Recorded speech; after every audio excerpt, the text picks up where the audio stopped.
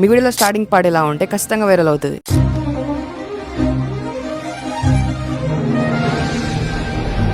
ఎలా చాలా చెప్తా వీడియో ఉండేదాకా చూడండి.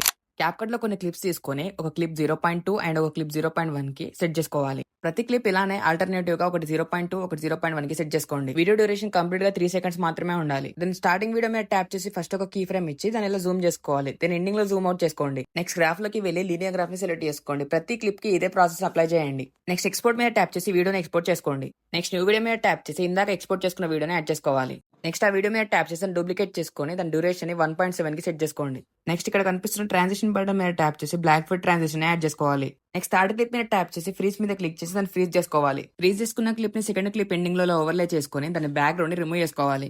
నెక్స్ట్ దాని ఎండింగ్ లో ఒక కీ ఫ్రేమ్ అండ్ స్టార్టింగ్ లో ఒక కీ ఫ్రేమ్ ఇచ్చి దాన్ని ఇలా కిందకి డ్రాగ్ చేసుకుని గ్రాఫ్ లోకి వెళ్ళి ఫ్రూడో గ్రాఫ్ ని సెలెక్ట్ చేసుకోవాలి. నెక్స్ట్ బాడీ ఎఫెక్ట్స్ లోకి వెళ్ళి వర్టెక్స్ డిజాల్వ్ బాడీ ఎఫెక్ట్ ని యాడ్ చేసుకోవాలి. నెక్స్ట్ థర్డ్ క్లిప్ యానిమేషన్ లోకి వెళ్ళి స్విష్ యానిమేషన్ ని సెలెక్ట్ చేసుకోండి.